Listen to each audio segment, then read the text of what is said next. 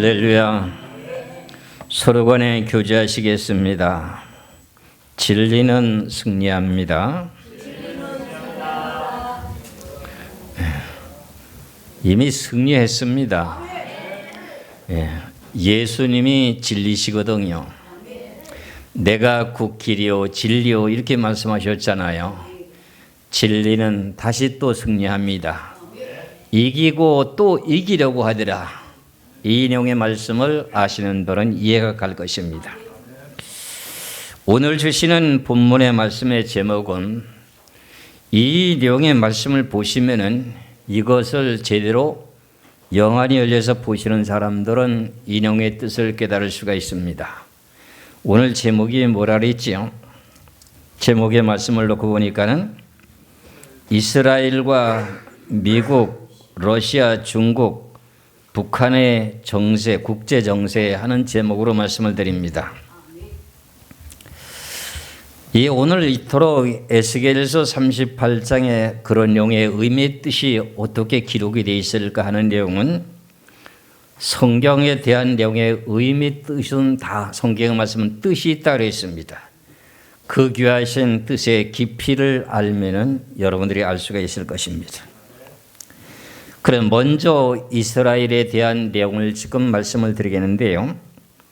현재 이스라엘에 되어지는 이 역사가 어떤 내용의 역사 속에서 지금 중동에서 전쟁이 벌어지게 되고, 그 전에 2022년 2월 24일 날 러시아하고 우크라이나하고 전쟁했던 이 모든 일들이 어떤 의미에서 전쟁이 일어난 것인가 하는 내용을 살펴보시면은, 이런 내용 속에서 하나님께서 지구의 역사를 이렇게 주관하시는구나. 이제 우리가 잘 알고 있는 내용과 마찬가지로 사무엘상 17장 47절에 보면은 전쟁은 누구에게 달렸다고요? 여호와 하나님께 달려 있습니다. 지금 다들 3년이 이제 시작되는데, 전쟁한 지 벌써 2년이 지나고 3년째 접어들었는데, 푸틴이라고 하는 대통령이 무모한 전쟁을 했다. 많은 지금 정치 종론가들이 그렇게 말합니다. 그거는 세상적인 내용의 말이고요. 우리는 예수를 믿는 사람이기 때문에 저 전쟁은 하나님께서 역사하신 거다. 이런 내용을 깨달은 자가 되시기를 주의 이름으로 축원합니다. 2022년도에 2월 달에 러시아의 푸틴 대통령이 우크라이나와 전쟁을 시작하게 된 동기가 무엇이냐? 나라의 전쟁은 하나님께서 달렸다고 하는데 그 내용의 원인이 뭐냐? 그 전쟁을 통해서 하나님께 계획하신 뜻이 있었습니다. 그 계획이 뭐냐? 러시아에 살고 있는 유대인들, 우크라이나에 살고 있었던 유대인들, 그 사람들을 고향 땅으로 돌아오기 위한 내용의 역사 속에 그 내용이 계속 지금도 진행 중에 있습니다. 여러분들 지구의 역사의 판도를 알게 되게 되면 우리가 어떤 삶을 살아야 되는가 하는 것을 여러분들이 깨닫게 될 것입니다. 그래서 2022년 2월부터 전쟁이 시작되면서부터 이스라엘 백성, 유대 백성들이 러시아에서 고향 땅으로 돌아가게 된 사람이 얼마인지 아십니까? 57,356명이 고향 땅으로 돌아갔습니다. 그리고 우크라이나 나라에서는 얼마가 돌아가느냐? 15,487명이 우크라이나에 돌아갔습니다. 그러니까 우크라이나하고 러시아하고 우크라이나를 전쟁하는 가운데 전체에 돌아가게 된 총수가 72,843명이 돌아갔습니다.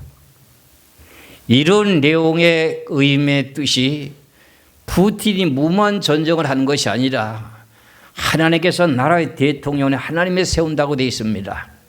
그의 마음을 격동시켜가지고 그 마음의 생각을 주관하게 해서가지고 저 우크라이나 나라를 침범해서 저걸 땅을 뺏어야 되겠다.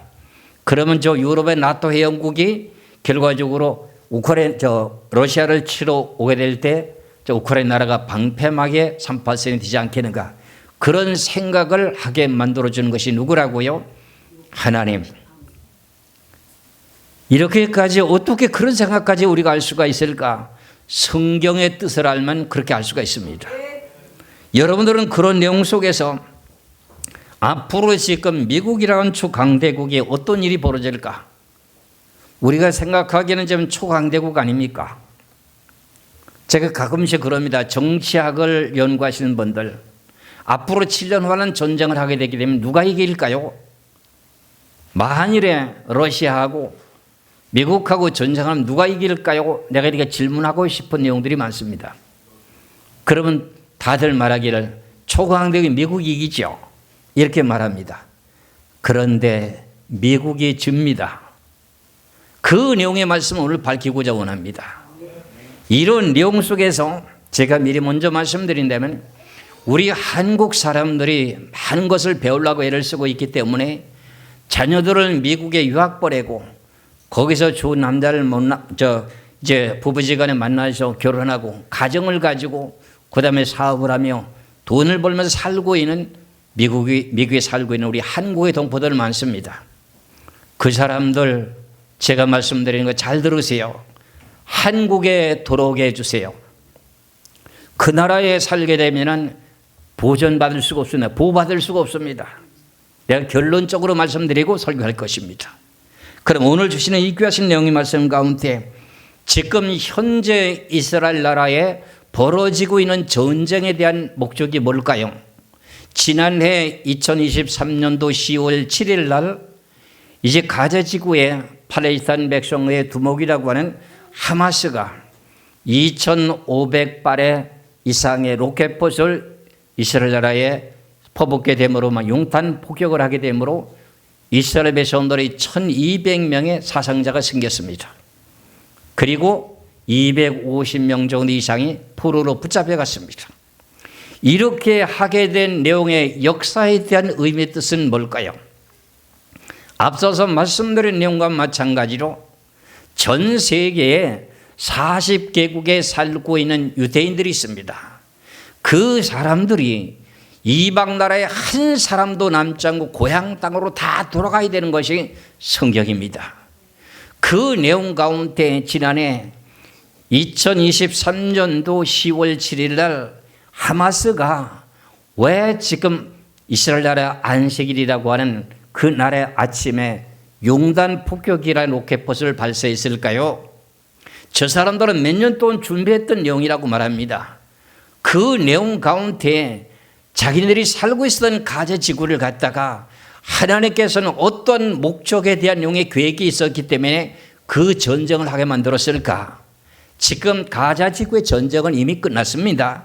그런데 무슨 내용을 갖고 지금 다투고 있느냐? 서로 간에 포로 협상에 대한 내용이 안 이루어졌습니다. 그리고 하마스 측의 팔레스타인 백성들은 300만이나 되는 그 백성들이 어떻게 돼요? 지금 라파라고 하는 곳에 이제 이집트하고 가자지구 그 중간에 있는 그곳에 지금 수용소에서 수용하고 있습니다. 그런 내용 가운데 평화협정을 맺는데 지금 가자지구를 갖다가 영원한 팔레스타인이 살 수 있는 평화협정을 제안하고 있습니다. 이스라엘 나라에서는 노 이렇게 했습니다. 그 내용의 결과가 성경에 예언되어 있기 때문에 그렇습니다. 우리는 이런 성경의 말씀을 알고 신앙생활을 하는 것이 우리는 믿음의 신앙의 힘이 되는 겁니다. 그 내용의 말씀을 제가 말씀드린다면 지난 2023년도 10월 7일 날 있었던 일에 대한 내용의 예언을 말씀드립니다. 스바냐서 2장 4절에서 이제 7절까지 말씀을 보겠습니다. 스바냐 2장 구약 성경, 제가 갖고 있는 성경은 1306페이지입니다. 이건 스바냐를 찾아야 되네요. 스바냐 맞네요. 스바냐 2장 4절에서 7절까지 봅니다. 가사는 그러세요. 여기 성경의 가사는 지금 어딘지 아시죠? 지금 지난 23년도 10월 7일 전쟁에서 가자지고 가자가 가사입니다. 가자는 버림을 당하며 아스글론은 폐허가 되고 그 동네 주위를 말합니다. 아스글론은 폐허가 되고 아스도선 데낫에 쫓겨나며 에스글론은 뽑히리라. 이게 가자 지구의 그 동네 주의 이름입니다.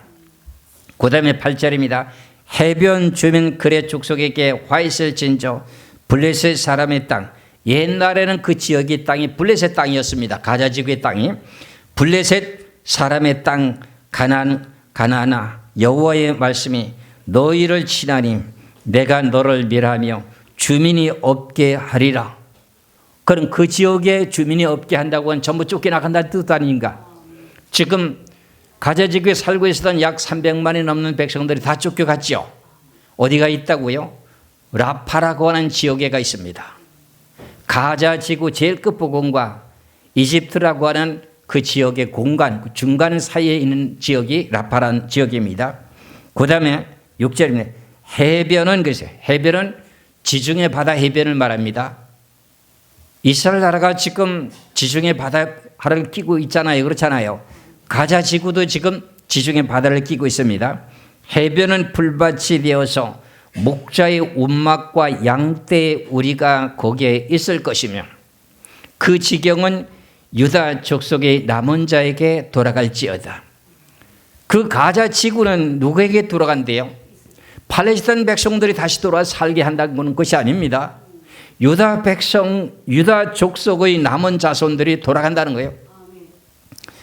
이것은 지금 전 세계에 흩어져 있는 전 세계의 40개국에 지금 통계로 나온 내용들이 조금씩 차이가 납니다. 살고 있는 모든 백성들 가운데 유대인들이 지금 돌아오고 있는 중에 있는데 1년에 약 7만 명씩 돌아옵니다.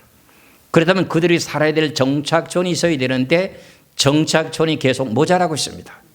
그러다 보니까 어떻게 하나님께 하시고자 원하는 계획이 있어야 될 거 아닙니까? 그 내용 가운데 그 지경은 유다의 족속의 남은 자에게 돌아갈지라. 그들이 거기에서 양떼를 먹이고 저녁에는 아스글론 집에 누리니. 아스글론이라고 하는 그 지역은 뭐냐? 가자 지구의 땅입니다. 그냥 거기서 누워 살겠다는 겁니다. 그 다음에 이는 그들이 하나님 여호와가 그들을 보살피사 그들이 사로잡힘을 돌이킬 것이다. 사로잡혀갔던 포로도 돌아오게 한다는 겁니다. 이렇게 성경이 명확하게 기록된 내용의 역사가 2023년 10월 7일 날 하마스가 로켓포를 2,500발을 발사하게 된 내용의 동기로서 이스라엘 나라가 어떻게 해요? 가자 지구를 완전 쑥대밭을 만들었지 않습니까? 이렇게 된 내용의 지역에 누가 가 산대요? 유다 족속의 남은 자손들이 거기가 산다는 거야. 그런데 지금 팔레스타인 백성 하마스라고 하는 그 족속과 함께 팔레스타인 백성들이 300만이 쫓겨나는데 그 사람들이 다시금 어떻게 돼요? 포로의 협상을 하고 난 후에 나도 포로 잡힌 거다 너에게 돌려주고 이스라엘 백성들도 간간히 전쟁할 때 팔레스타인 백성들을 잡아가지고 지금 감옥에 가둬놨던 포로 수용소에 있는 사람들 전부 풀어주고 서로 간에 협상하자. 그러고 난 후에 우리가 가자 지구에서 영원토록 평화롭게 살 수 있도록 평화협정을 하자. 그러니까 어떻게 돼요? 네타냐후라고 하는 이스라엘 총리가 오케이 했습니까? 노합니까? 노합니다. 왜? 그 마음에 생각한 모든 것을 하나님이 주관하고 계시기 때문에. 왜? 그 사람들은 유다 족속들이 남은 백성들이 거기 가서 살아야 된다. 거기 가가지고 어떻게 돼? 풀밭 이제 양떼를 치면서 살아야 된다. 하나님의 계획하신 내용의 뜻을 이루어져야 된다는 거예요. 그래 모든 전쟁은 하마스가 불장난을 했던 푸틴이 결과적으로 우크라이나를 쳤던 그 모든 내용의 목적은 하나님께 전쟁은 누구한테 달렸다고요? 하나님께서 하시는 내용의 섭리를 깨달고 야 우리 욕할 필요가 없습니다. 모든 것은 하나님이 주관하신다고 하는 걸 깨달아야 됩니다. 이런 내용 속에서 지금 유대 정착촌이 지금 35개가 되는데 아직도 모자라서 계속 지금 확장시켜 나가고 있습니다. 그러면 전 세계에서 유대인들이 제일 많이 살고 있는 나라가 어디죠? 미국이라는 나라가 600만이 조금 넘게 살고 있습니다.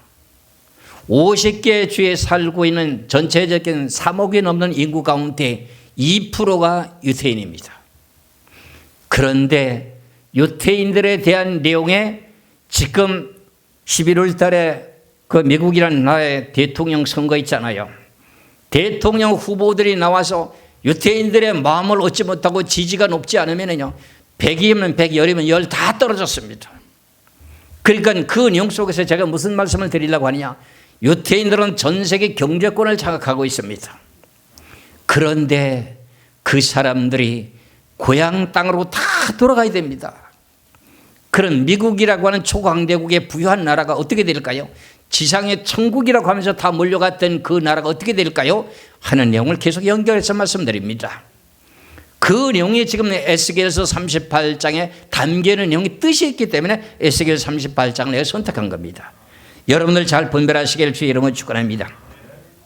그렇다면은 이제 스바냐서 2장 4절에서 7절까지 이루어진 내용의 사건은 지금 우리가 알았습니다. 그리고 난 후에 지금 이스라엘 나라가 주위에 있는 모든 나라들과 전쟁을 합니까 안 합니까? 레바논의 헤즈볼라, 시리아, 그리고 이란, 예멘, 이 모든 지역과의 지금 전쟁을 하고 있죠. 그 내용의 말씀의 뜻은 스가랴서 12장 1절에서부터 9절까지 기록된 예언의 말씀으로 지금 진행 중에 있는 것입니다. 성경을 보시면서 이 지구의 역사가 어떻게 판도가 돌아가는가 알아야지 우리가 준비를 할 거 아닙니까? 그렇지요. 황 집사님이 잘 오셨다니까요. 내가 얼마나 관심 갖고 있는지 아세요? 내중에 알게 되게 되면 감사하셔야 돼요. 하나님 앞에. 보세요. 스가랴서 12장 1절에서부터요. 이제 9절까지 봅니다. 지금 이란이라는 나라가 어떻게 했으면 328인가 얼마 전에 지금 이스라엘을 공격했죠. 그렇죠. 대로 죽은 말로 봤습니다. 그 내용 성경이 여기 나옵니다. 보시기 바랍니다. 스가랴서 12장 1절부터입니다. 이스라엘에 관한 여호와의 경고의 말씀입니다. 여호와 곧 하늘을 펴시며 땅에 터를 세우시며 사람 안에 심령을 지으시니가 이르시되, 심령을 지었다고 하는 의미의 뜻이 뭘까요? 마음을 충동시켜서 움직인다는 겁니다. 하나님이 그렇게 하신다는 겁니다. 2절입니다. 보라 내가 예루살렘으로 그 사하면 모든 민족에게 취하게 하는 잔이 되게 할 것이라. 예루살렘에 에워싸일 때 유다에까지 이르리라. 지금 예루살렘 주위의 모든 나라들이 격동이 일어나고 예루살렘을 친다고 한답니다. 그런데 하나님께 그걸 어떻게 된다? 다 보호해 주는 내용을 보게 되면서, 하나님이 지켜주고 보호해 주는 내용을 보면서 전 세계 흩어지는 유대인들이 이방 나라에서 도저히 우리는 살 수 없구나, 우리를 지켜주고 있는 예루살렘에 돌아가야 된다고 하는 내용을 깨닫기 위한 하나님의 뜻이라고 하는 걸 깨달으시면 감사하시길 주의 이름으로 축원합니다. 3절입니다. 그날에는 내가 예루살렘을 모든 민족에게 무거운 돌이 되게 하리니 그것을 들은 모든 자는 크게 상할 것이라. 그래서 예루살렘에 큰 무거운 돌을 든다는 겁니다. 예루살렘 하면 들었다 놨다 한다면 어떻게 되냐? 크게 상한다는 거예요. 그것을 1차적으로 상하게 했던 최근의 일은 무엇입니까? 하마스가 로켓포를 2,500발 이상을 쐈지요. 그렇죠? 크게 상했습니까? 그대로 보존됐습니까? 크게 많은 사람들이 죽었잖아요. 그리고 지금 이란이라고 하는 나라가 어떻게 해요? 320발의 이제 미사일을 쐈는데 어떻게 됐습니까?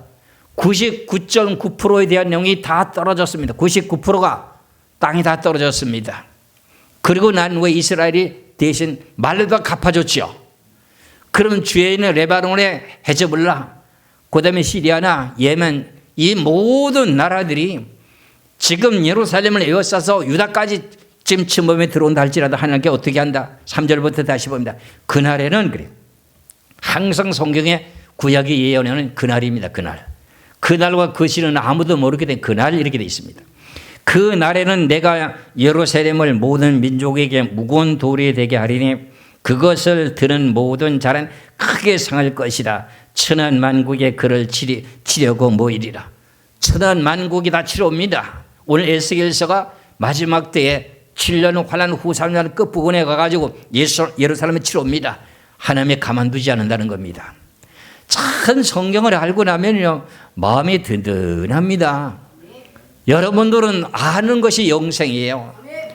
여러분 제가 시키는 대로 하면 여러분들 가난한 사람도 부자 되게 하고 오후 시간에 좀 예배 좀 들으세요. 근데 여러분들에게 부자 되는 말씀을 증거할 테니까 가지 마세요. 아멘도 안 하시네.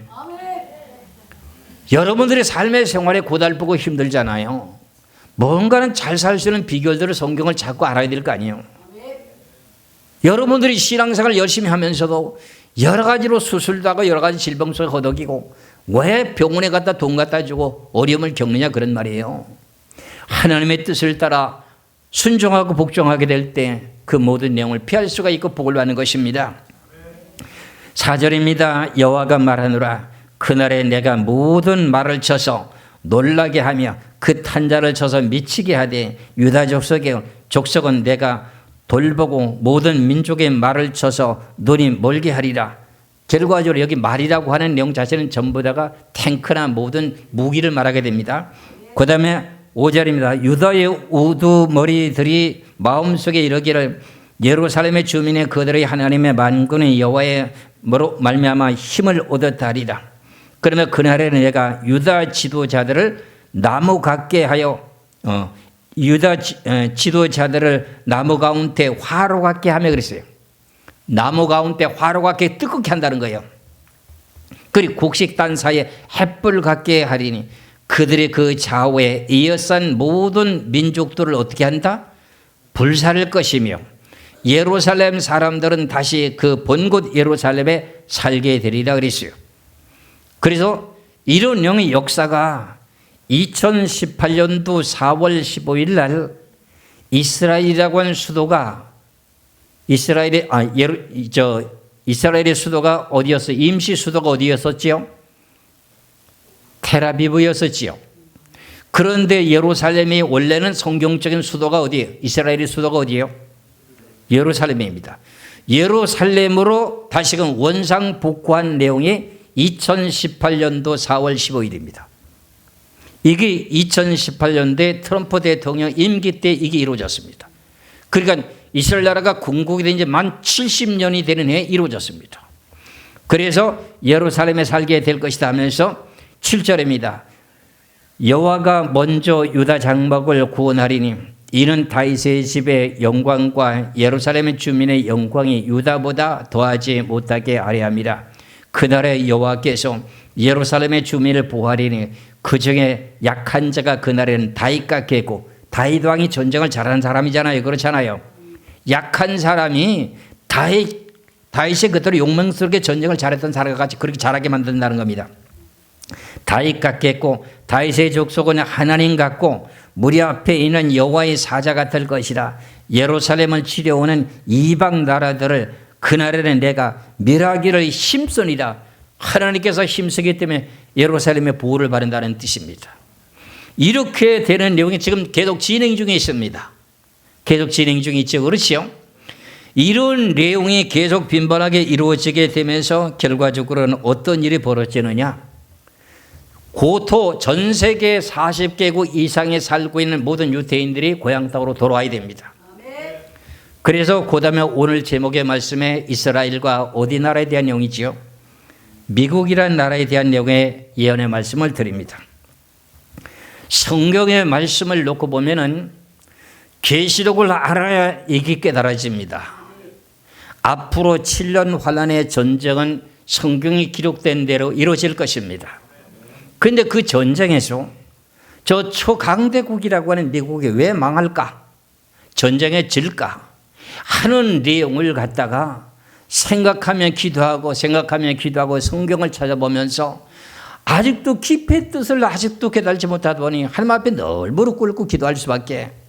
그러다가 하나님께서 무릎을 치게 만들며 깨닫게 해준 내용이 뭐냐? 야, 미국이라고 하는 전 세계 초강대국의 나라가 망하게 되는 이유가 있구나. 그 내용이 뭐냐? 다른 것이 아니라 그 나라에 유대인이라고 하는 백성들이 600만이 살고 있습니다. 그런데 그 600만이 살고 있는 그 이스라엘 백성들이 고향 땅으로 다 돌아가게 되게 되면 미국이라는 나라는 경제가 망가지게 됩니다. 그토록 강했던 미국이라는 나라가 피폐해집니다. 그러면 결과적으로 망한다는 내용의 뜻이잖아요. 그 내용의 원리가 뭐냐? 이스라엘 백성들이 아브라함의 후손들이 75명이 번성했을 때 가나안 땅에 기근이 들어서 이스라엘 백성들이 70명이 애굽으로 내려가서 고센 땅에 가서 살게 되죠. 그러고 난 후에 어떻게 돼요? 4년 만에 고향 땅으로 돌아온다고 하는 가운데 430년을 살면서 고향 땅으로 돌아간다고 했습니다. 그래서 하나님께서 모세를 통해서 이스라엘 백성들을 이끌어 인도하려고 바로 앞에 왕 앞에 가서 뭐라고 말이냐, 우리 백성을 내보내시옵소서. 우리가 광야 나가서 하나님을 향해서 예배할 것입니다. 예배할 것입니다 하고 그러니까 놔줬어요, 안 놔줬어요? 안 놔줬지요. 여기서 여러분들 잘 깨달아요. 미국의 백성들이 유대인들을 지금 놔주고 있습니까? 아니면 붙잡고 있습니까? 이걸 여러분들이 모르고 계시죠. 그거와 마찬가지로 애굽이라고 하는 그 나라가 430년 동안 이스라엘 백성 하나님 유대 백성들을 붙잡고 있었는데 그걸 보내달라고 하니까 안 보내주는 거야. 그래서 하나님께 무슨 일을 했어요? 10가지 재앙을 내리는 거야. 그럼 이제 힌트가 다 끝이 났지요. 미국이라는 나라가 멸망한다는 겁니다. 이게 여기에 이거를 깨달고 회개하면 되는 일이지만은 내가 그를 저주하는 건 아닙니다. 그래서 결국은 10가지 재앙을 내리고 유대 백성들이 어떻게 홍해바다를 건너가고 어떻게 돼요? 가나안 땅으로 가게 되는 그 내용의 역사가 있지 않습니까? 고향 땅으로 돌아가는 거 아닙니까? 하나님 약속하신 아브라함이 약속한 땅을 가는 거 아닙니까? 그와 마찬가지입니다. 미국이라는 나라가 유대인들을 지금 600만이 살고 있는데 그 백성을 놔줘야 되는데 놔주지 않게 되는 내용 때문에 나가게 되게 되면 갈 때 뭘 가져갑니까? 유대인들이 갖고 있는 재물을 재산을 갖고 갑니까? 안 가지고 갑니까? 이스라엘 백성들이 애굽에 사는 동안에도 나올 때 빈손으로 왔습니까? 금은보화 돈을 갖고 나왔습니까? 금은보화를 다 갖고 나왔습니다. 그러면 그 경제가 애굽이라는 나라가 이집트 나라가 이스라엘 백성들을 내보내고 난 후에 이집트 나라가 지금 부자가 됐습니까? 망했습니까? 그럼 할 말 없잖아요. 아모스 3장 7절의 말씀을 보시면 성경대로 모든 것이 다 되고 있습니다. 아모스 3장 7절의 말씀을 보시겠습니다. 아모스 3장 7절에 주 여호와께서는 자기의 비밀을 그 종 선지자들에게 보이지 아니하시고는 결코 행하심이 없으시리라. 하나님께서 이미 선지자들을 통해서 다 보여줘서 모세를 통해서 애굽 땅에 살고 있었던 이집트 백성들에게 종로로 됐던 결과적으로 고난과 고통을 받고 있었던 이스라엘 백성들을 놔줘서 하나님을 섬기러 가게 하라. 하나님 섬기고 가게 하라. 그런 순순히 보내줬으면 이집트 나라가 망가지지 않았겠지요. 재앙을 받지 않았겠지요. 안 놔줬거든요. 난 주니까 결국 10가지 재앙을 다 내리고 망하게 만들어 놓고 하나님이 그제서는 이젠 더 이상 나라가 없어 죽겠구나 하니까 나가라고 막 뛰밀지 않습니까? 그런 내용과 마찬가지로 성경에서 보니까 이제 계시록의 12장 1절에서 6절까지는 말씀을 놓고 보면 이미 계시록 9장에서부터 7년 환란 이제 3차 세계대전이 벌어졌는데 지구의 마지막에 전쟁에서 누가 이기겠는가 하니까 붉은 용의 권세가 이겨가지고 전 세계를 후 3년 반을 지배하고 다스리게 되는 내용이 나옵니다. 그러니까 이게 얼마나 성경의 깊은 내용이 담겨 있기에 이것을 쉽게 깨달을 수 있는 내용이 아니잖아요. 계시록 12장을 보시겠습니다. 계시록 12장 1절에서부터 6절까지 말씀을 빨리 보겠습니다. 하늘에 큰 이적이 보이니 해를 옷 입은 한 여자가 있는데 그 발 아래는 달이 있고 그 머리 12별에 관을 썼더라. 이 여자가 아이를 비워 해산하게 되면 아파서 애써 부르짖더라. 하늘에 또 다른 이적이 보이니 보라 한 큰 붉은 용이 있어 머리가 7이요 뿔이 10이라. 그 여러 머리에 7 왕관이 있는데 여기서 3절의 말씀을 잘 유의하시기 바랍니다. 하늘에 또 다른 이적이 보이니 한 큰 붉은 용이 있어 머리가 7이요 뿔이 10이라 그랬잖아요. 붉은 용의 계통이라고 하는 게 누구냐? 사회주의 사상의 공산주의 사상의 우두머리를 보고 말합니다.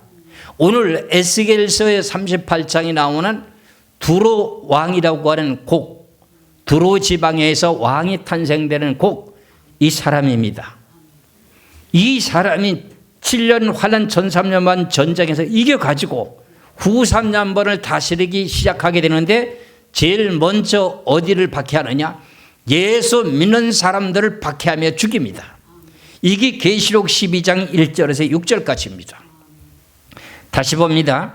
3절부터요. 하늘에 또 다른 이적이 보이니 보라 한 큰 붉은 용이 있어 머리가 7이요 뿔이 10이다. 그 여러 머리에 7 왕관이 있는데 그 꼬리가 하늘별 3분의 1을 끌어다가 땅에 던지더라. 용이 해살하려는 그 여자 앞에서 해살면 그 아이를 삼키고자 하더니 여자가 아들을 낳으니 이는 장차 철장으로 만국을 다스릴 남자라. 그 아이를 하나님 앞과 그 보좌 앞으로 올려가더라. 그 여자가 광야로 도망하며 거기서 1260일 동안 그를 양육하기 위하여 하나님께서 예비하신 곳이 있더라.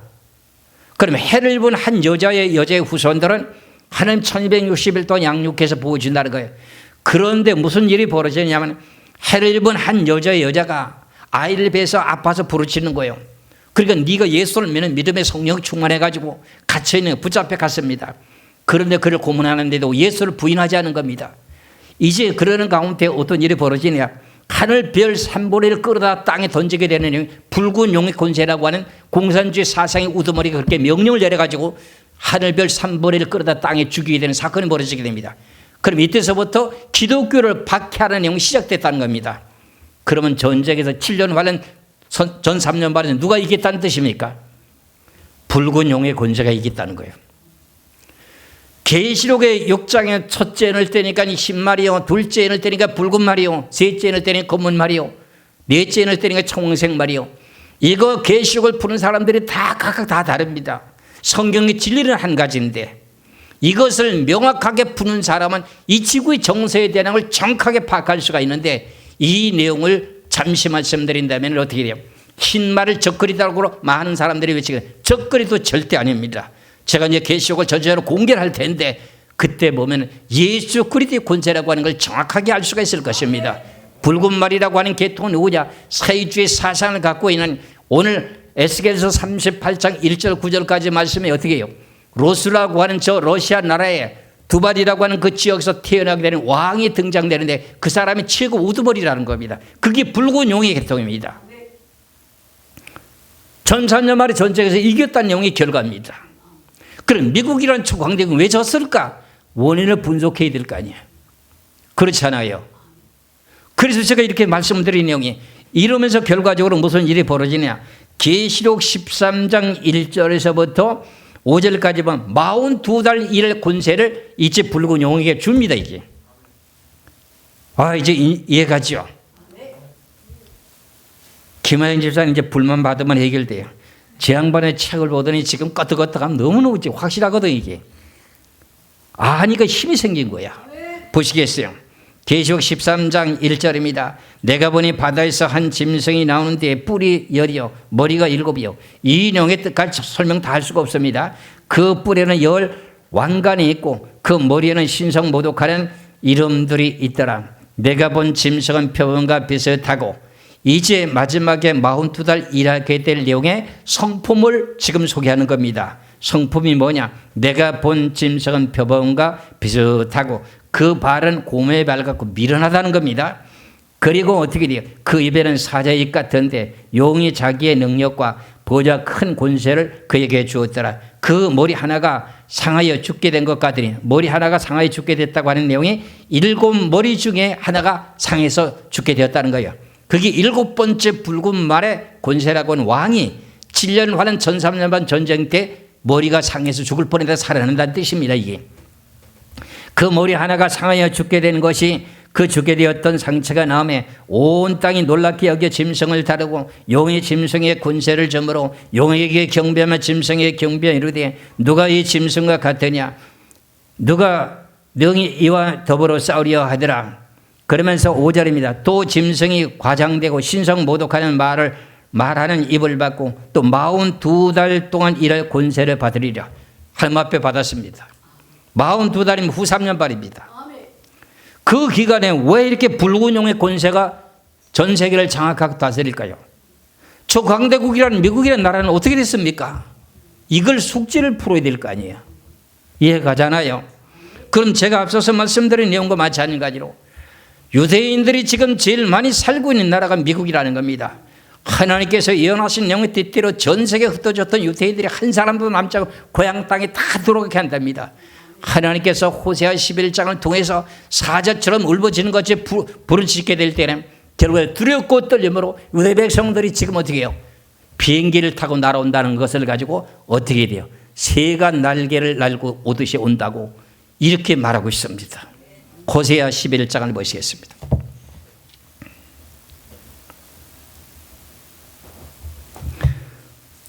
호세아 11장 10절에서 11절까지 봅니다. 그들은 사자처럼 소리를 내시는 여호와를 따를 것이다. 하나님께서 사자같이 큰 소리를 외친다는 겁니다. 여호와께서 소리를 내시는 자손들이 서쪽에서부터 떨며 오되리. 서쪽이란 나라 땅은 어디입니까? 해 뜨는 지역은 어느 나라예요? 대한민국 동쪽이잖아요. 해가 지는 땅은 어디예요? 저 유럽, 영국을 지나서 어떻게 돼요? 망망대해를 지나가지고 어떻게 끝도 없이 가다 보니까 콜럼버스가 대륙을 발견한 지역의 나라가 어디예요? 미국이잖아요.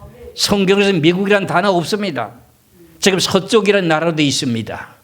그래서 서쪽에서부터 떨며 오되 그들은 애굽 땅에서 새같이 아수르에서 비둘기같이 떨며 오리니 내가 그들을 그의 집에 머물게, 그의 집이면 이스라엘 나라에 머물게 하리니 나 여호와의 말이라.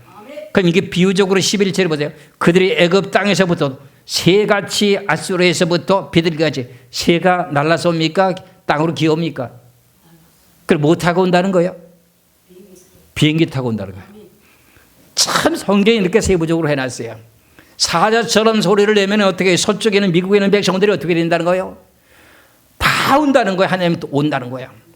그러면 어떻게 된다는 거예요? 미국이라고 하는 나라가 망한다는 거예요? 부강한 나라 그대로 된다는 거예요?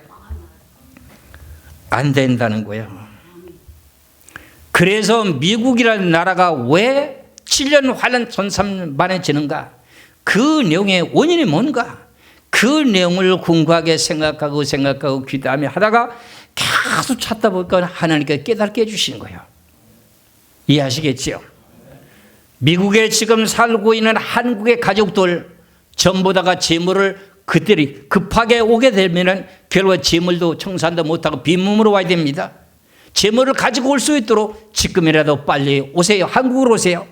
많은 사람들이 한국에 어떤 위급한 상황이 벌어지게 되면 미국으로 자식들한테 간다고 빨리 비자 발급하라고 그런 소리 하는데 천만의 말씀입니다. 그렇게 제 말을 들으세요. 분명히 이건 성경적으로 되어지는 일입니다.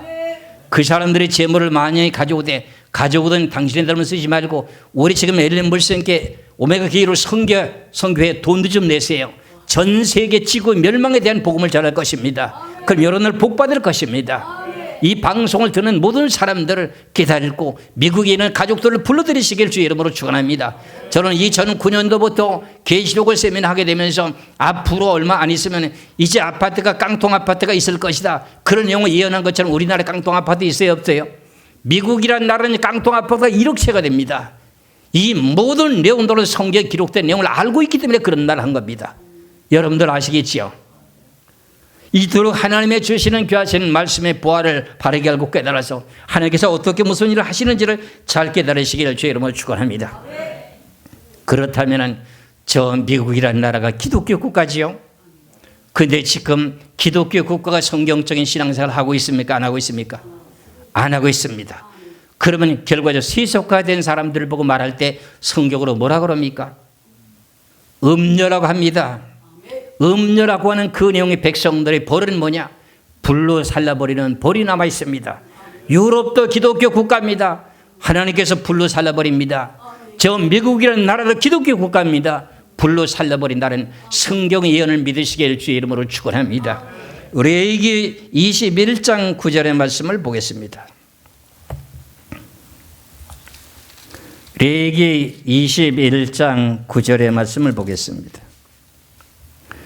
어떤 제사장의 딸이든지 행음하여 자신을 속되게 하면은 그의 아버지를 속되게 하면 그를 불살할지니라. 여기서 제사장이라고 하는 영원한 대제사장은 누구시죠? 예수 그리스도시죠. 그럼 예수 그리스도를 믿는 사람들은 여자인가요, 남자인가요? 여자지요. 제사장의 딸들이 행음하여 자신을 속되게 하면은 그의 아버지를 속되게 하면이, 예수님을 속되게 하면이 그를 벌을 받게 될 내용이 뭐가 있다는 거죠? 불사를 지니라. 그러니까 이 엄청난 내용들이 지금 담겨 있는데, 저는 그래서 첫째 나팔, 둘째 나팔 해가지고 지중해 바다라고 하는 태평양 바다에 저 운석이 떨어졌다고 하면 제일 피해를 입게 되는 내용의 나라가 저 일본하고 미국이 피해가 제일 클 텐데, 저때 이스라엘 백성들이 오게 될 것인가. 그런데 그때 그런 모든 피해를 당하면 오지도 못할 상황이 벌어지는 일이 있습니다. 그러니까 그 전에 불러드립니다, 하나님. 이런 것을 여러분들이 깨달을 때 감사하시길 주의 이름으로 축원합니다. 그렇다면 이제 오늘 제가 말씀을 러시아까지 지금 미국까지 말씀을 드렸었죠. 그렇죠? 그 다음에 이제 오늘 본문이라고 하는 에스겔서 38장을 가면 그 다음에 러시아하고 중국하고 그 다음에 북한이 어떻게 될 것인가 하는 내용도 깨달을 수가 있습니다. 에스겔서 38장을 보겠습니다. 에스겔서 38장 1절부터 보시겠습니다. 여호와의 말씀이 내게 임하여 이르시되, 인자야 너는 마국 땅에 있는 로소. 마국이라고 하는 이 내용의 땅이라고 하는 것은 이제 야벳 조선에게 하나님께서 말씀하시는 그 이름입니다. 이 내용의 말씀은 창세기 10장 2절에 나온 내용에 인용된 말씀입니다. 인자야 너는 마국 땅에 있는 로소. 로스라고 하는 내용은 지금으로 새롭게 변화된 이름으로서는 러시아라고 말한답니다. 신학자들이 이 모든 내용의 지역을 찾아놓고 보니까 로스라고 하는 지역은 러시아라고나 하는 것을 이제 밝힌 내용의 뜻을 인용합니다. 메색이라고 하는 내용은 모스크바라고 합니다. 러시아의 수도가 어디지요? 모스크바입니다. 그 다음에 두발 왕 고가, 그래서 두발이라고 하는 지역을 이제 많은 학자들이 연구하고 찾아놓고 보니까 지금 두발 지역이라고 하는 그 지역이 어딘가 했더니 지금 현재 이름으로 되어 있는 것이 토볼스크라고 하는 지역이랍니다. 토볼스크라고 하는 지역이 뭐냐면 어디냐면 우랄 산맥이라고 하는 동쪽에 있는 위치에 있는 나라인데, 거기가 어디냐면 투맨주에 속해 있는 도시입니다. 그러면은 지금 이 두발 왕이라고 하는 내용이 7년 환란에 전 3년 만에 전쟁을 하게 되는 우두머리가 됩니다. 그런데 지금 러시아의 지금 대통령은 누구지요? 푸틴이지요.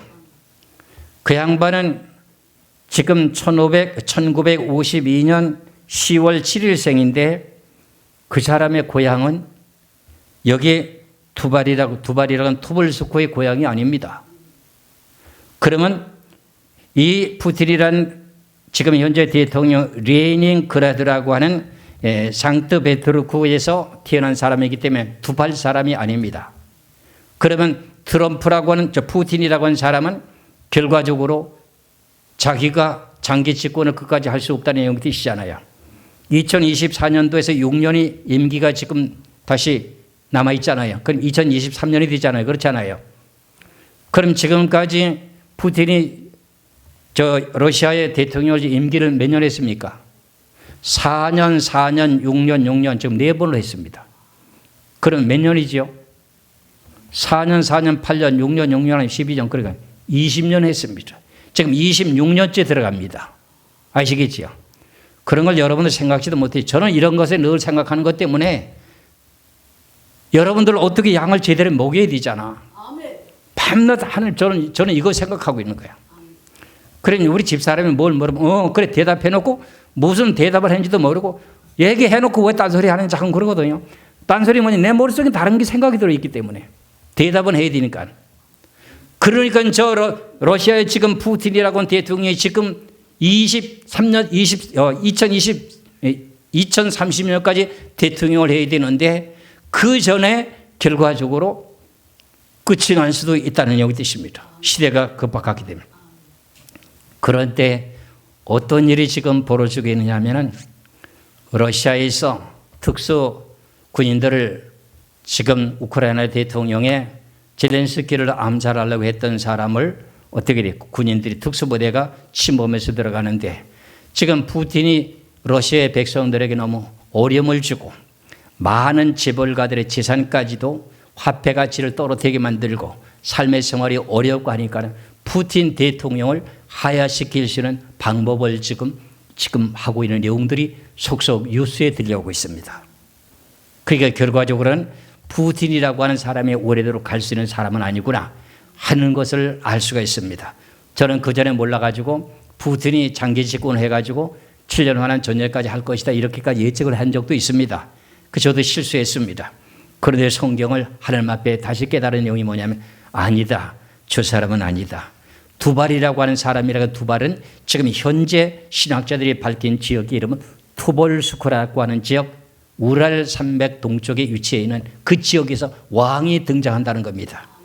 그런데 얼마 전에 지금 푸틴의 특수 요원들을 가지고 젤렌스키를 갖다 암살하려고 하는 그런 내용의 작전을 갖고 가는데 푸틴이 너무 미워가지고 그중에 정보망을 갖다가 우크라이나에 제공해줘가지고 그 군인들이 다 죽고 근영이 발각이 돼버렸어요. 그래 그 군인들이 도리어 남아있는 군인들이 푸틴을 죽이러 간다고 지금 빠꾸한답니다. 이게 이제 사실인지는 잘 모르겠으나 이런 식으로 지금 푸틴을 몰리게 하는 거예요. 그렇게 하게 되는 내용의 뜻도 누가 할까요? 하나님이 하고 계신다는 거지. 그렇다면 성경에 기록된 내용의 명백한 내용은 잘 보시기 바랍니다. 2절의 말씀은 에스겔서 38장 2절에 인자의 너는 마곡 땅에 있는 러시아 메섹하면 모스크바 두발 왕 고객이라 얼굴을 향하고 두발이라고 하는 지역이 어디라고요? 지금으로부터 말하면 지금의 신학자들이 밝힌 내용으로 보면 토볼스크라고 하는 지역입니다. 토볼스크. 투맨주의 도시 중에 하나인데 그 지역에 지금 살고 있는 거기서 탄생된 지금 사람이 마지막에 7년 환란 때에 전쟁을 하게 될 우두머리가 두발이라고 하는 토볼스크에서 태어난 사람의 고기라고 하는 사람이랍니다. 그럼 지금에 있는 푸틴은 아니라는 겁니다. 그럼 생각을 해보셔야 되잖아요. 푸틴이라는 사람이 오래도록 살 수 있을까요? 없을까요? 하나님께서 원하신 뜻에 따라서 두발이라고 하는 토볼스크에서 왕이 등장하기 위해서는 먼저 푸틴이라는 사람은 없어져야 되는 내용의 뜻입니다. 3절입니다. 이러기를 주 여호와께서 이같이 말씀하시기를 로손 메섹과 두발 왕 고가 내가 너를 대적하여 너를 돌이켜서 갈고리로 네 아가리를 깨고 너와 말과 기병과 네 온 군대를 끌어내되 완전한 갑옷을 입고 큰 방패와 작은 방패를 가지며 칼을 잡은 큰 무리와 그들과 함께 한 방패와 투구를 갖춘 바사와 구스와 북과 구멜과 그 모든 때와 북쪽의 도갈마 족속과 그 모든 때 곧 많은 백성의 무리를 너와 함께 끌어내리라 그랬어요. 여기서 두발이라고 하는 왕이라고 하는 사람이 연합국을 이루게 되는데 이 내용 속에서 제가 지금 성경에서 그렇게 힘들었던 내용 중에 하나가 뭐냐면은 계시록 13장 1절에 보면 바다에서 한 짐승이 나오는데 뿔이 10이요 머리가 7이라고 되어 있어요. 머리가 7이라고 하는 건 명확하게 정확하게 다 밝혀졌는데 오래전부터 그 밝혀졌는데 10뿔에 대한 연합국에 대한 내용을 알지 못해서 계속 궁금하면서 기도하며 그랬었어요. 그런데 1991년도까지 이제 소비에트 연방공화국이었던 것이 해체가 됐었죠. 해체가 돼서 결과적으로는 소련이라는 나라가 러시아로 지금 독립국가로 되어 있잖아요. 그러다 보니까는 2002년도가 돼가지고 연합국에 대한 내용의 한 공동체라고 하는 내용이 뭐냐면 집단 안보 조약 기구를 갖다가 2002년도에 맺게 되는 CSTO라고 하는 시스토라고 하는 회원국을 창설했습니다. 내가 이걸 찾고 난 후에 야 이거구나. 이게 10불의 권세 연합체구나. 그런데 연합체는 결과적으로 어떤 내용과 연합체가 이루어져야 되느냐? 사회주의 사상들과 그다음에 검은말이라고 하는 이스라엘 백성들과의 연합국이 이루어져야 됩니다. 그런데 여기 지금 에스겔서 38장에도 이제 바사와 구스와 북과 고메 도갈마 족속들 이거 전부 다 검은말에 속해 있는 백성들입니다. 그러니까 이게 연합체가 이루어지게 되니 이게 네 말의 권세를 정확하게 깨달아 이것도 알 수가 있습니다. 요한계시록 중에 진짜로 아직까지도 모든 내용을 명쾌하게 밝히는 내용이 없습니다. 제가 이제 7월 30일 이후부터 요한계시록을 전체적으로 아직 공개하려고 지금 마음을 단단히 먹고 있습니다. 그렇게 되면 지금까지 계시록을 전했던 모든 것이 누가 옳은지는 하나님이 판단하실 거고 성도들이 듣고 깨달고 난 후에 그때서는 여러분들은 감사하시고 박수치면서 여러분들이 먼저 와서 성경을 배웠으니 많은 사람들을 가르쳐 줘야 될 준비를 지금 하라고 그러잖아요. 많은 사람 성경 몇십 독한 사람들 많습니다. 여러분들 2등 되지 마시고. 이래서 제가 이런 말을 하는 겁니다. 지금 이 나라를 놓고 보면 몇 나라가 됐습니까? 러시아 나라, 그 다음에 바사라고 하는 이란, 구스라고 하는 에티오피아, 그 다음에 부시라고 하는 리비아, 그 다음에 고멜이라고 하는 카스피해 부근에 있는 아르메니아, 그 다음에 도갈마 족속, 터키 있잖아요. 튀르키. 그럼 저건 몇 개국이에요? 6개국이잖아요. 그러면 아직도 4개국이 10불이 나와야 되잖아. 10불이 안 나왔잖아.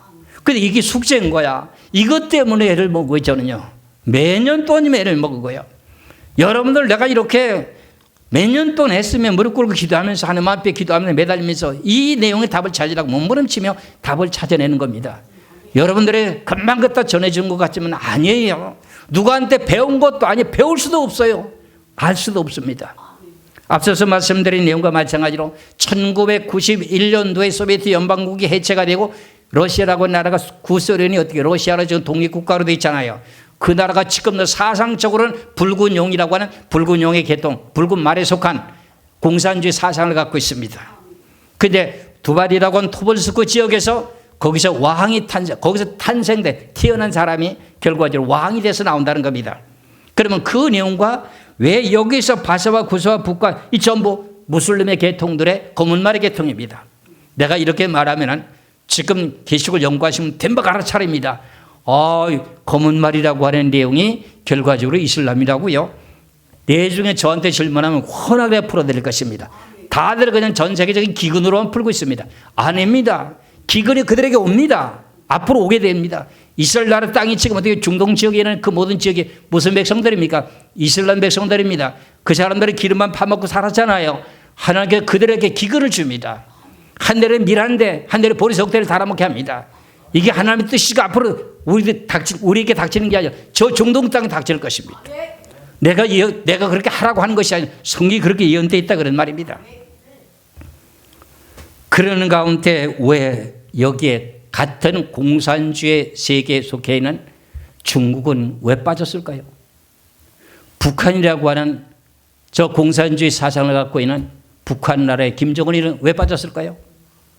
이거를 연구하고 생각하는 게 또 시간이 걸리는 거예요. 이게 세월이 흐르는 거예요. 이게 이 두발이라고 하는 이 계통이 러시아의 계통들은 공산주의 사상을 가졌으니 어떻게 돼요? 중국하고 북한이 자동케이스로 공산주의 연합국이 되어야 되네. 왜 이들이 빠졌을까요? 결국은 북한이 무너진다는 소리입니다. 중국이 무너진다는 소리입니다. 그 소리가 지금 들려오고 있습니다. 저 귀에 들려오고 있습니다. 그러면 결과적으로는 어떻게 될까요? 예수 안고 복음 통일되는 역사 속에 하나님께서 말씀하신 마태복음 24장 14절의 말씀처럼 북한이라는 나라가 6.25 사변 직후에 지금까지도 어떻게 복음이 차단돼 가지고 그 민족의 복음이 지금 들어가지 못하고 있는데 하나님께서 가만두실까요? 마태복음 24장 14절에 이 천국 복음이 모든 민족에게 증거되기 위하여 온 세상에 전파되리니 그제야 끝이 오리라. 북한 땅의 민족들 어떻게 돼요? 폐쇄된 지역이잖아요. 70년에는 세월 동안 복음 소식 못 들었습니다. 복음 소식 들을 수가 없습니다. 그 땅에 자유롭게 복음의 소식이 들어가야 됩니다. 그렇다면 저 나라가 우리나라를 집어삼키고서는 결과적으로 사회주의 공산주의를 만든다고 하면 그 내용의 복음이 전파됩니까? 그럼 제가 그 다음에 말 안 해도 알겠죠. 그럼 어떻게 된다는 겁니까? 예수하고 복음이 통기된다는 거예요. 나만 하고. 아시겠죠? 내가 이것 때문에 훌륭하신 분을 만나자고 문자를 보냈는데 답이 없어요. 이거는 하나님의 주관 속에 있으니까 하나님께 맡겨야죠. 우리는 할도리 했거든요. 아시겠죠? 저 공산주의 사상 중에 똑같은 공산주의 며칠 전인가 뭔가 지금 푸틴이가 지금 그 중국에 가서 뭐 만나고 그랬지 않았습니까? 만났죠. 그렇죠? 그리고 우리 한국을 갖다 어떻게 잡아삼키려고 하잖아요. 그렇잖아요. 그렇게 동맹국인데 왜 에스겔스에 빠졌느냐고요? 왜 빠졌느냐고요? 왜 빠졌느냐고요? 그걸 생각해 본 사람이 누가 있어요? 여기 있잖아요. 북한이라는 나라가 지금 우크라이나를 전쟁하는데 러시아에 어떻게 돼요? 무기 대줬어? 안 대줬어요? 근데 왜 지금 에스겔 38장이 빠졌어요? 왜 빠졌느냐고요? 결국은 하나님께서는 망하게 하는 내용의 뜻이 담겨 있다는 겁니다. 이런 내용의 말씀을 외치고 증거하기까지는 그냥 하루 이틀의 세월이 아닙니다. 너무나도 기나긴 세월 속에 30년이라고 하는 이 세월을 달려오면서 저는 마지막에 이때를 위해서 준비하며 눈물 흘며 왔습니다. 이 교회를 위해서 지금 함께 동력하시는 여러분들 큰 복을 받을 것입니다. 함께 복을 누리시기를 주의 이름으로 축원합니다. 그러면 오늘 제목이라고 하는 내용의 말씀에 이스라엘과 미국과 러시아, 중국, 북한 이 모든 정세에 대한 내용이 간략하게 이렇게 말씀드렸다시피 앞으로 어떻게 될 것이 지도의 모든 계획된 설교 도면이 우리가 집을 지으려면 설교 도면이 있듯이 설교 도면에 대한 내용을 깨달았잖아요. 그렇잖아요. 그러면 앞으로 되어질 일이 눈앞에 지금 훤하게 보이고 있잖아요. 그렇잖아요. 우리나라가 망할 수가 없는 내용의 동기가 뭐냐? 하나님에게 하신 복음을 전 세계로 제일 많이 전한 나라입니다. 인구 비리로 봐서요. 전 세계에서 선교 활동을 제일 많이 하는 나라가 한국입니다. 지금도 알리아라고 하는 내용 단어 들어보시는지요? 유대 백성들이 고향 땅으로 돌아가게 하는 일을 위해서 동력하고 있는 나라 대한민국입니다. 그럼 이렇게 하나님의 뜻을 위해서 일하고 있는 이 나라가 망하면 됩니까? 안 됩니다. 그 일 위해서 애쓰고 계시는 그 목사님을 위해서 여러분들 기도해 주셔야 되고 예수한 그 복음 돌길 되는 건 분명히 이루어집니다. 염려하지 마시기를 주의 이름으로 축원합니다. 기도하겠습니다. 고마우신 하나님 아버지,